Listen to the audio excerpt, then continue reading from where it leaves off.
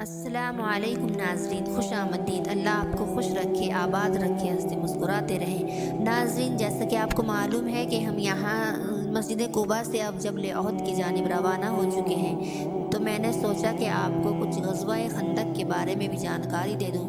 حضرت جابر رضی اللہ تعالی عنہ کہتے ہیں کہ فاقوں سے شکم اقدس پر پتھر بندھا ہوا دیکھ کر میرا دل بھر آیا، چنانچہ میں نے حضور صلی اللہ علیہ وسلم سے اجازت لے کر اپنے گھر آیا اور بیوی سے کہا کہ میں نے نبی کریم صلی اللہ علیہ وسلم کو اس قدر شدید بھوک کی حالت میں دیکھا ہے کہ مجھ کو صبر کی تاب نہیں رہی، کیا گھر میں کچھ کھانا ہے؟ بیوی نے کہا کہ گھر میں ایک شاہ جو کے سوا کچھ بھی نہیں ہے۔ میں نے کہا کہ تم جلدی سے ان جو کو پیس کر گوندھ لو، اور اپنے گھر کا پلا ہوا ایک بکری کا بچہ میں نے ذبح کر کے اس کی بوٹیاں بنا دی، اور بیوی سے کہا کہ جلدی سے اس گوشت روٹی تیار کر لو، میں حضور صلی اللہ علیہ وسلم کو لے کر آتا ہوں۔ چلتے وقت بیوی نے کہا کہ دیکھنا، صرف حضور صلی اللہ علیہ وسلم اور چند اصحابہ کو ساتھ میں لانا، کھانا کم ہے، کہیں مجھے رسوا نہ کر دینا۔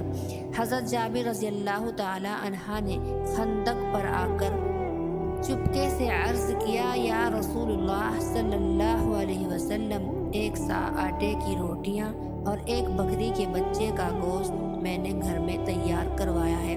ناظرین، یہ سامنے مسجد جمعہ ہے، اور مسجد جمعہ اس مقام پر ہے جہاں پر قباء بستی سے لوٹتے ہوئے پیارے نبی صلی اللہ علیہ وسلم نے جمعہ کی نماز ادا فرمائی تھی، اور وہ سامنے مسجد فتح ہے۔ غزوہ خندق کے دوران یہ مسجدیں اس جگہ پر ہیں جہاں پر اصحابہ اکرام کے خیمے لگے تھے۔ یہ حضرت سلمان فارسی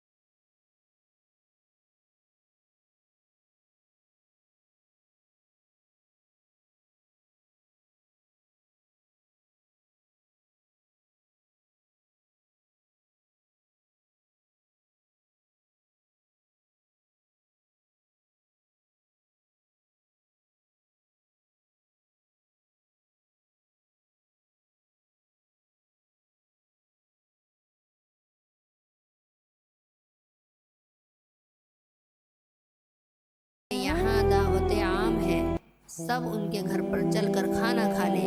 پھر مجھ سے فرمایا کہ جب تک میں نہ آ جاؤں روٹی مت پکوانا، اور چنانچہ حضور اکرم صلی اللہ علیہ وسلم تشریف لائے تو گندے ہوئے آٹے میں اپنا لعاب دہن ڈال کر برکت کی دعا فرمائی، اور گوشت کی ہانڈی میں بھی اپنا لعاب دہن ڈال دیا، اور معجزہ ایسا ہوا کہ وہ کھانا اتنا زیادہ ہو گیا کہ سبھی صحابہ اکرام اجمعین نے پیٹ بھر کے وہ کھانا کھایا، لیکن کھانا پھر بھی ختم نہیں ہوا۔ یہ بھی بہت بڑا معجزہ ہوا۔ ناظرین، غزوہ احد میں قریش کا سردار ابو سفیان نے تقریباً 3000 کا لشکر تیار کیا تھا۔ غزوہ بدر کے بعد کفار نے تقریباً 1 سال مسلمانوں سے بدلہ لینے کے لیے تیاری کی۔ غزوہ احد 3 سن ہجری میں پیش آیا۔ फआबिरा एक मुनाफिकीन रास्ते में 300 सवारों को लेकर अलग हो गया और मुसलमानों की तादाद सिर्फ 700 रह गई। गज़वा-ए अहद का वाक़या 7 शव्वाल पेश आया, यानी 23 मार्च 625 को गज़वा-ए अहद का वाक़या पेश आया। तो नाज़रीन, हम पहुँच चुके हैं जबल अहद के उस मैदान में जहाँ गज़वा-ए अहद पेश आया। जबल अहद, हुज़ूर ने फरमाया, जबल अहद मुझसे मोहब्बत करता है और मैं इससे मोहब्बत करता हूँ।